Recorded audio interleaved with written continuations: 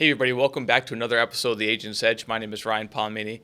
Today we're going to talk about something a little bit different. I want to dive into something more strategic and talk about something that's worked in our office a lot, and that's doing Roth conversions with your clients.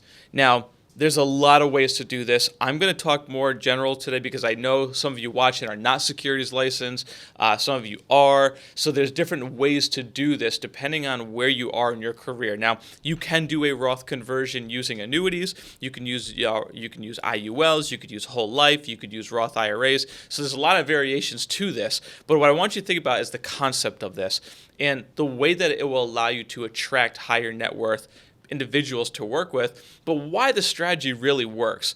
And I'll tell you, like this year alone, in 2022, we have used Roth conversion as one of our biggest strategies and tactics to acquiring high net worth clients. And we've actually acquired over $6 million clients already this year by using this strategy because very few people are talking about it, very few people understand it, and most have no idea even how to do it. Roth conversion is a strategy where you take a traditional IRA, 401k, and convert it over to a Roth IRA. Now, it may seem pretty basic. However, there's a lot of things that go into that. Let me give you an example of what I mean. Let's say you have a client that has $1 million in their 401k, and they're 60 years old. Well, we know that the required minimum distribution, this is a big selling point here because the RMD, I probably make more sales off than anything else with the strategy. The required minimum distribution says that with the new Secure Act, they're moving up to 73, says that when you are 73 years old, you have to start taking a required minimum distribution on your traditional IRAs. So what does that mean? That means that if you have $1 million in a traditional IRA, these are going to be rough numbers, the IRS is going to force you to take about $40,000 a year out of your traditional IRAs, and you're going to have to pay tax on that. So that's a taxable income. Now, stop there for 1 second and think about this. Let's say your client has Social Security, and let's say they actually have a pension. I'm just going to throw that in there for a second. Maybe they don't. Maybe they're using something else as a private pension. Or maybe they only need $20,000 from their IRA, from their 401k. Let's say that they built their entire projected retirement plan based on only using $20,000 a year from their IRA because maybe they're $20,000 from there.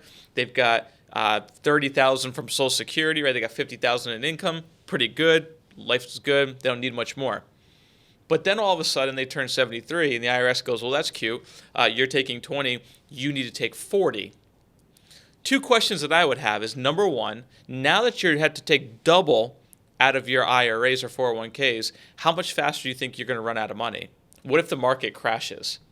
What if you have to take out 40 grand and then you lose 50,000 because the market crashes and now you're down 90,000 in a year?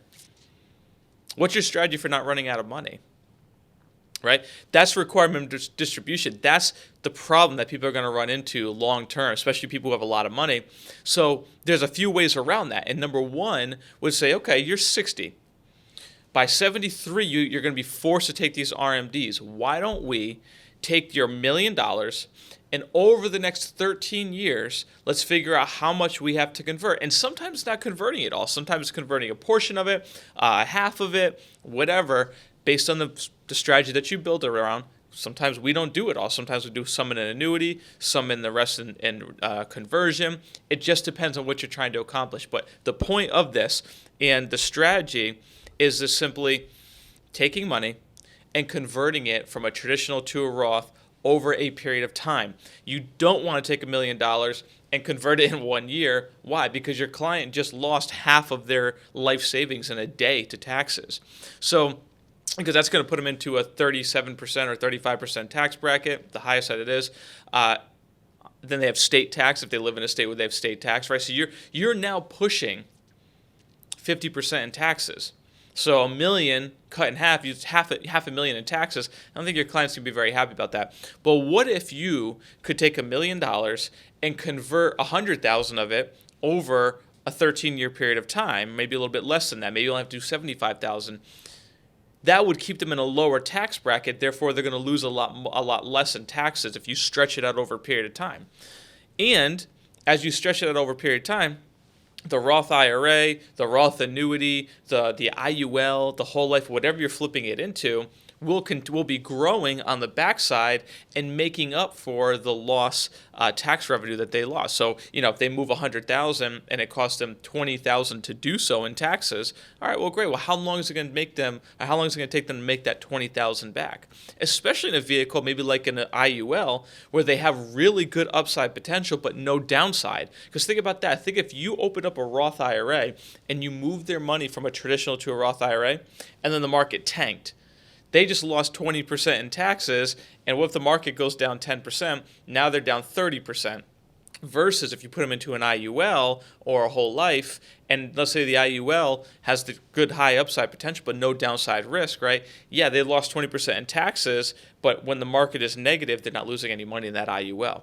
So they have only upside potential. And if they die, think about this for a second.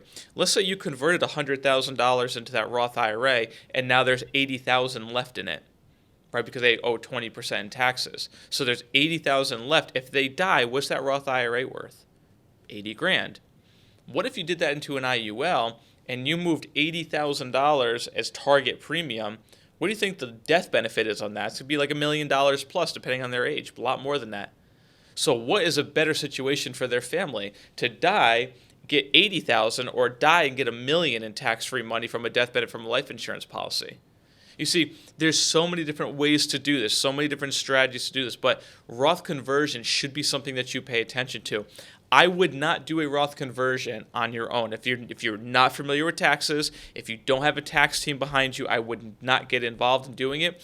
I would find a tax professional that can help you with these cases, because when you're dealing with $1 million clients and above, maybe even $500,000 and above, and they want to do these conversions, there's a lot of tax planning that goes into it, because you need to figure out all the tax loopholes. Your job before it should be done is to find how to save them as much money in taxes as humanly possible, get their adjusted gross income as low as humanly possible to give you the maximum amount of space between where their adjusted gross income is, their taxable, their real taxable income, to where the next tax bracket lies. Use those numbers for conversion. So for example, if I got someone at the very low end of a 22% federal tax bracket, and I know that the 22% federal tax bracket for a married couple is about $178,000 before it goes to a 24, great. If I've got $50,000 of wiggle room, I'm going to use that whole room, right, to be able to do that conversion and keep them in the same tax bracket before they move up. So again, not going to get too deep into this. It's a lot of stuff we talk about in our boot camps, a lot of stuff I talk about in my academies, but these are the kind of things that will begin separating you from all of the competition. If you can start implementing these type of strategies, change your whole world, changed our world. It's why we have so many high net worth clients that we're working with now. Number one, because like I said 1,000,000 times, I became a tax firm for a reason. These are the kind of things, these are the kind of reasons why. Because when a client looks at you, if you're just the insurance guy, how are they going to trust you to do these type of strategies and transactions for them, right? You have to be thinking differently. You have to get to a higher level. So again, I just want to quickly talk about Roth conversion, what it is, what it does, and how you should start thinking about it. There's a million ways to do it. I wouldn't do it without working with somebody that knows how it's done, because your first couple are going to be complicated. You'll start to get the hang of it as you go. But build your tax team. Work with somebody. Partner with someone that's a tax professional, maybe a CPA locally that you can work with, and gives you a lot of power working with your clients, even if you're not a tax professional. So again, hope it's been helpful for you. Drop me a comment below if it has been. Make sure you hit the subscribe button, the like button. Share this with someone who needs to hear it, and begin separating yourself from all the other people. Create space. Look forward to seeing you on the next video.